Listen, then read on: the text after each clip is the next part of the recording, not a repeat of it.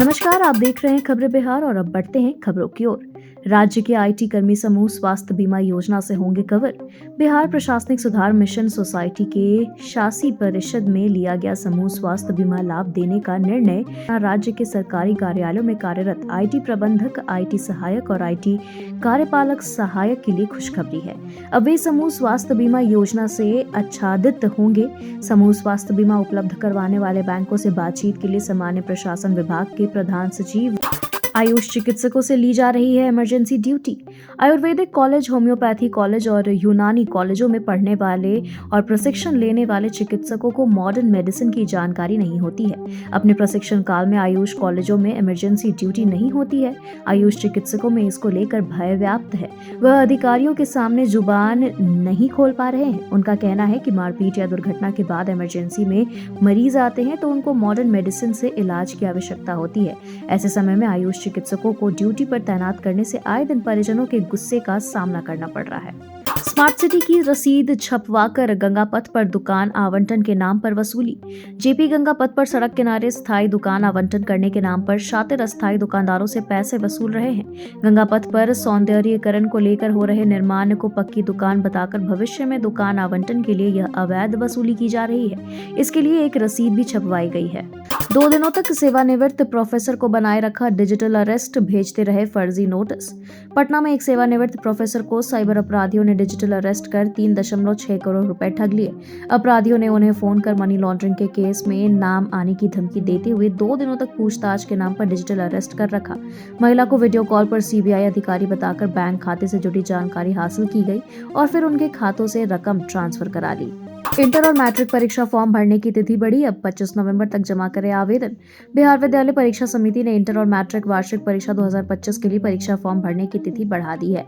अब छात्र 25 नवंबर तक परीक्षा फॉर्म भर सकते हैं। इसके साथ ही जो छात्र रजिस्ट्रेशन से वंचित है वे भी 23 नवंबर तक रजिस्ट्रेशन करा सकते हैं। रजिस्ट्रेशन और परीक्षा फॉर्म भरने से संबंधित किसी भी समस्या के लिए छात्र BSEB की हेल्पलाइन नंबर पर संपर्क कर सकते हैं।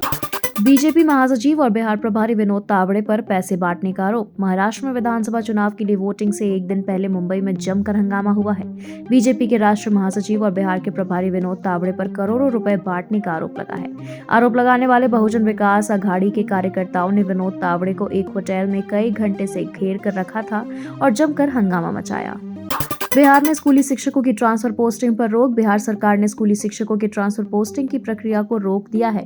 ट्रांसफर पोस्टिंग पर आज हाईकोर्ट का फैसला आया। उसके बाद सरकार ने स्थानांतरण की प्रक्रिया पर रोक लगाने का ऐलान किया।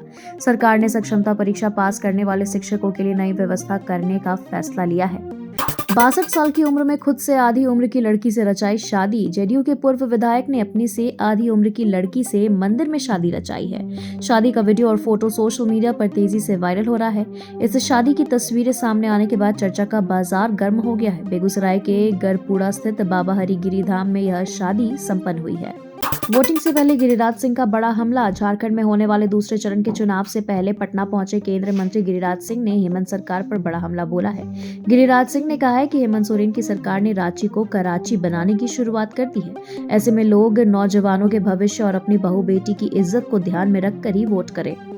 दुकानदार ने सीओ को ही दे दिया मिलावटी मिठाई। दिवाली में मिलावटी मिठाइयों को लेकर सोशल मीडिया और अधिकारियों के मोबाइल नंबर पर लोगों ने शिकायत की, लेकिन कार्रवाई के नाम पर सिर्फ खानापूर्ति ही हुई।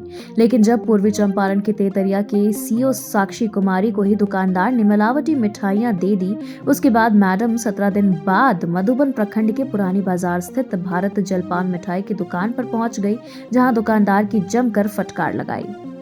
मुकेश सहनी का भाजपा पर हमला। उत्तर प्रदेश के गाजीपुर में विकासशील इंसान पार्टी के प्रमुख मुकेश सहनी ने भाजपा सरकार पर तीखा हमला किया। एक कार्यक्रम में उन्होंने कहा कि भाजपा 5 किलो अनाज बांटकर इसे विकास बताती है, लेकिन असली विकास बेरोजगार युवाओं को रोजगार देने में है। सहनी ने अग्निवीर योजना को भी विफल बताते हुए कहा कि इसे वापस लेना होगा। पटना एयरपोर्ट पर ड्रामा, फ्लाइट का पहिया पंक्चर। पटना से चेन्नई जा रही इंडिगो की फ्लाइट 6E597 सोमवार को उस वक्त मुश्किल में पड़ गई जब टेक ऑफ से पहले विमान का पहिया पंक्चर हो गया। फ्लाइट में राज्यपाल राजेंद्र विश्वनाथ अर्लेकर समेत 175 यात्री मौजूद थे। पायलट की सूचना पर तकनीकी टीम ने 25 मिनट में मरम्मत पूरी की और जांच के बाद विमान को उड़ान की अनुमति दी। कृषि मंत्री का बड़ा ऐलान, 15 दिनों में मिलेगा डीजल अनुदान। कृषि मंत्री मंगल पांडे ने पटना में समीक्षा बैठक के दौरान किसानों को राहत देते हुए डीजल अनुदान की बकाया राशि 15 दिनों के अंदर भुगतान करने का निर्देश दिया है। बैठक में जैविक खेती, मृदा स्वास्थ्य कार्ड, कृषि यंत्रों के आवंटन और अन्य योजनाओं की प्रगति पर चर्चा हुई है। उन्होंने कहा कि डबल इंजन सरकार किसानों की आर्थिक समृद्धि के लिए लगातार काम कर रही है। जॉलीवुड इंडस्ट्री ने 5000 लोगों को अमीर बनने का झांसा दिया। जमालपुर स्थित जॉलीवुड इंडस्ट्री प्राइवेट लिमिटेड ने अमीर बनने का सपना दिखाकर 5000 से ज्यादा लोगों से 1 अरब रुपए ठगे। कंपनी के सीएमडी जितेंद्र कुमार राजीव और उनका परिवार घर और ऑफिस में ताला लगाकर फरार हो गया। आरोपियों ने हर व्यक्ति से 2 से 2.5 लाख रुपए लेकर बड़े रिटर्न का वादा किया था। पुलिस मामले की जांच कर रही है। आयुष्मान कार्ड नहीं बना तो टेंशन छोड़ दे। अगर आपका आयुष्मान कार्ड अब तक नहीं बना है तो टेंशन की कोई बात नहीं है। बिहार में आयुष्मान कार्ड बनाने के लिए जल्द ही विशेष अभियान शुरू किया जाएगा। 70 साल से अधिक उम्र के लोगों का आयुष्मान कार्ड और मुख्यमंत्री जन आरोग्य योजना का कार्ड बनाने के लिए हर जिले में शिविर लगाया जाएगा।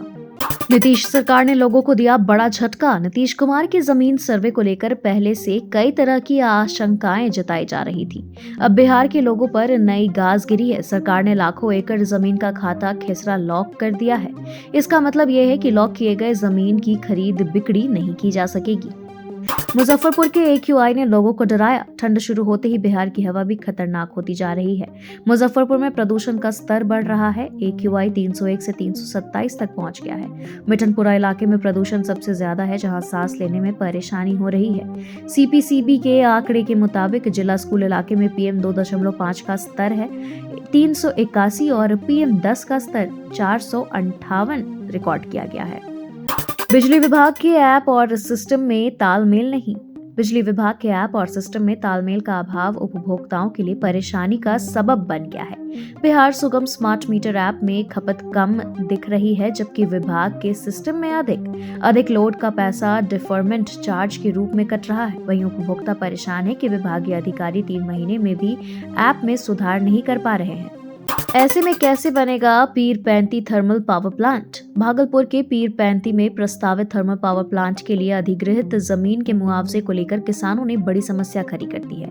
किसानों ने मुआवजे के साथ कई अन्य मांग भी रख दी है। भू अर्जन पदाधिकारी राकेश कुमार ने किसानों की समस्या सुनी और समाधान का आश्वासन दिया है। हालांकि किसानों ने जो मांग रखी है उससे अधिकारियों के लिए मुश्किलें जरूर खड़ी कर दी है। हेमंत की मैया सम्मान योजना का बीजेपी नेता ने लिया क्रेडिट। पूर्व मुख्यमंत्री चंपई सोरेन ने झारखंड की हेमंत सोरेन सरकार पर निशाना साधा और कहा कि यह सरकार कुछ काम नहीं की है। उन्होंने दावा किया कि मैया सम्मान योजना, शिक्षक भर्ती, सिपाही भर्ती जैसे काम उनके कार्यालय में हुए हैं। चंपई ने कहा कि हेमंत सरकार ने जनता की आशा पर पानी फेर दिया और उनके 5 माह का कार्यकाल हेमंत सरकार के 4.5 साल से अच्छा रहा। जब वोट मांग रहे पप्पू यादव को बच्चियों ने कर दिया चुप। सांसद पप्पू यादव सोमवार को गांडेय सीट पर मुख्यमंत्री हेमंत सोरेन की पत्नी कल्पना के लिए वोट मांगने पहुंचे थे। झारखंड में वोट मांगते हुए उनका एक वीडियो खूब वायरल हो रहा है, जिसमें कुछ लड़कियों ने बेहद साफ गोई के साथ उनके सामने ही कह दिया कि उनकी पसंद अलग है। इतना ही नहीं, लड़कियां JMM के कामकाज का पप्पू यादव से हिसाब भी मांगने लगी।